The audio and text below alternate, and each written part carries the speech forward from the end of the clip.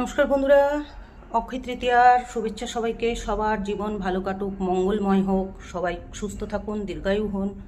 আর আজকে আমার শুভ মহরত বলতে পারেন, বা অক্ষয় তৃতীয়াতে আমি আমার ব্যবসার পুজো দিই। তো আজকে আমার বাড়ির পুজো সম্পন্ন হলো। এই দেখছেন যে ঘট, আর এই আমার মঙ্গল মূর্তি নতুন।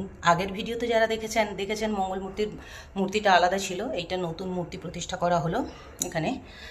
আর লক্ষ্মীনারায়ণ তো আছেই, সেই জন্যে আমি আমার ব্যবসার পুজোটা বাড়িতেই দিই, কারণ আমার অফিস স্পেসটা ছোটো, তাই আমি এখানেই পুজোটা করি। আর এই হলো আমার আজকের অক্ষয় তৃতীয়ার পুজো। কমেন্ট করবেন প্লিজ, কেমন লাগছে জানাবেন। আমার মঙ্গল মূর্তিকে কেমন লাগছে। আপনাদের সবার জীবন মঙ্গলময় হোক।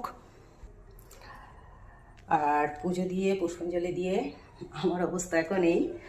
আর এখন আমি একটু এগুলো তুলি, প্রসাদ তুলি, আর কি বলবো, ফ্রেশ হই। সকাল থেকে বসে আছি, 12:30 বাজে। আর এদিকে আপনাদেরকেও ভোগ দেখিয়ে দিলাম। ভোগ দর্শনে কাটে দুর্ভোগ। ভোগ তো আর দিতে পারছি না, প্রসাদ তো আর আপনাদের দিতে পারছি না।